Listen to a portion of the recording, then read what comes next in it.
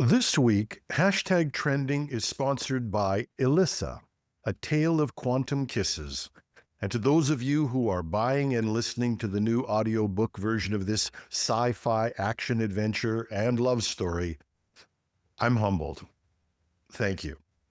To those of you who haven't yet got a copy, it's on Audible, Amazon, Kobo for Canadians, Barnes & Noble, everywhere you find talking books.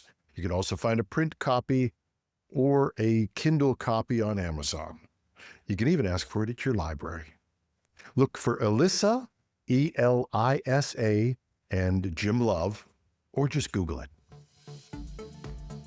A study warns of work slop, AI that makes it easier to create bad work faster.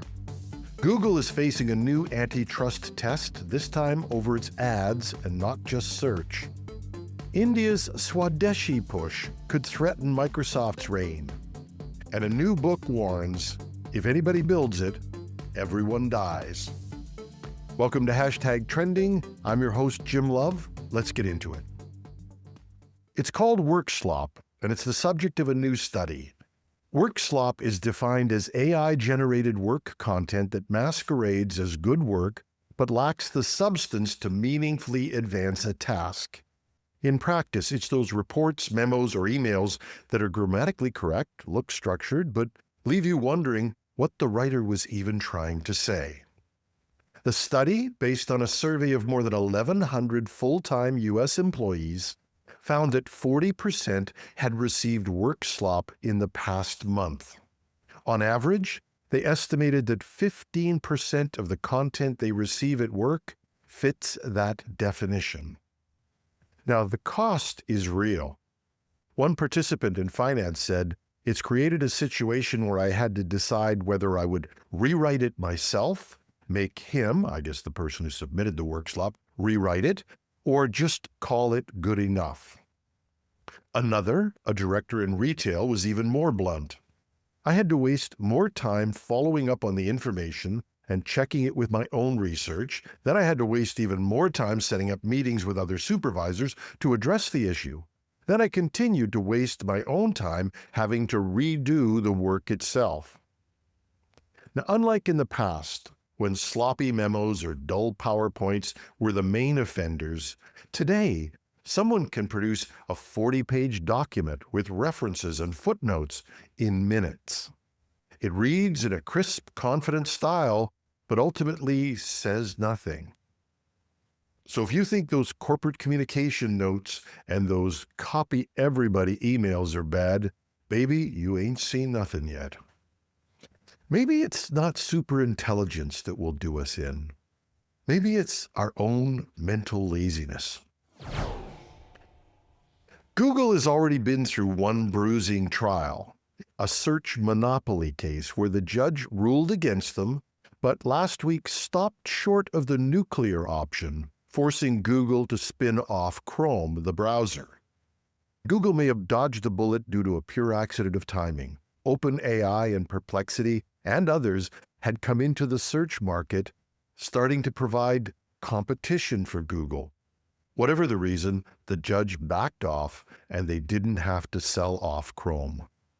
Now, no sooner has that ended than Google is back in court.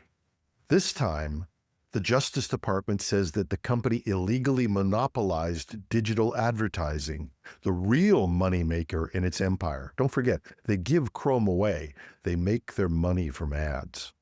Now, the government is arguing that Google's control of publisher ad servers and ad exchanges gives it an unfair advantage, and the way it tied those systems together has squeezed out the competition. Google's already lost the case. The question is, what's the remedy? And the remedies being floated are drastic.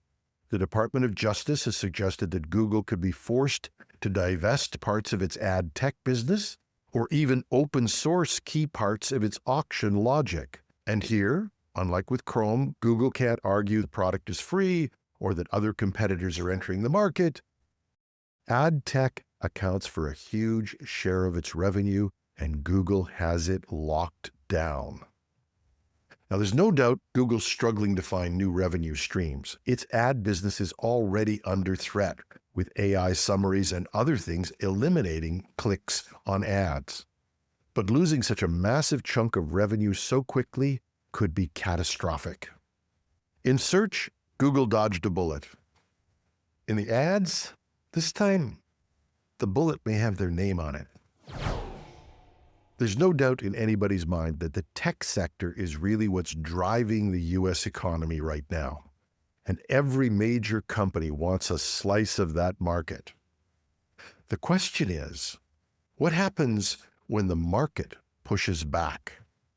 We saw an example of that last week when, after months and months, NVIDIA finally convinced the U.S. government to let it sell AI chips to China, getting back into a $5 billion market, only to find that the Chinese had moved on and said, "We're not interested."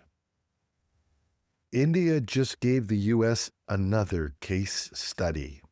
Its IT minister, Ashwini Vaishnaw, announced that he's switching from Microsoft or Google to Zoho. For those who don't know, Zoho is an Indian homegrown software suite. And he's encouraging others to follow suit.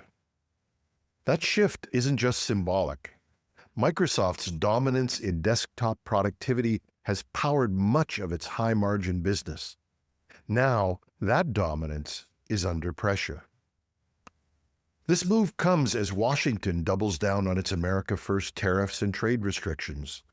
With China already declaring it doesn't need NVIDIA chips, and India may be charting a similar course in software, what if other countries follow suit?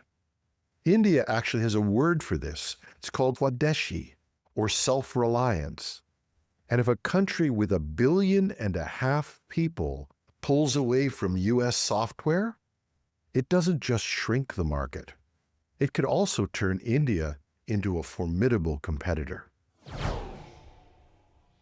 And if that weren't bad enough news for anybody in tech, a new book has just put its message on a San Francisco billboard. It reads, "If anyone builds it, everyone dies." The book, by AI researchers Elisa Yudkowsky and Nate Soares, argues that developing superintelligent AI could lead to human extinction. They claim the industry is careening towards a disaster, building systems we don't fully understand and can't control. The placement of the billboard, right along I-80, surrounded by glossy AI advertising, is no accident. It's meant as a jarring counterpoint to the hype, a reminder that some of the field's most dedicated experts believe that the risks of AI are existential. And for a tech sector that's already reeling from antitrust fights, geopolitical tensions, and economic pressures, it's one more sign that the biggest challenge might not be winning market share or winning the AI race, but proving they can safely build AI. And that's our show. Once again, my sincere thanks to each and every one of you that are helping make the launch of Elisa, the audiobook, a success. And if you like it, please post a review. They all help. And if you haven't checked it out yet, I'd love to have your support. If you like the show, you might like the narrator. It's me. So it's Elisa, E-L-I-S-A. Get it on Audible, Kobo, Barnes & Noble, Amazon, wherever, or just Google Elisa and Jim Love, and you'll find dozens of places you can purchase the audiobook, the print book, or the electronic book. Take your pick. And whatever you're reading this week, and I hope it's not AI slop, have a thrilling Thursday.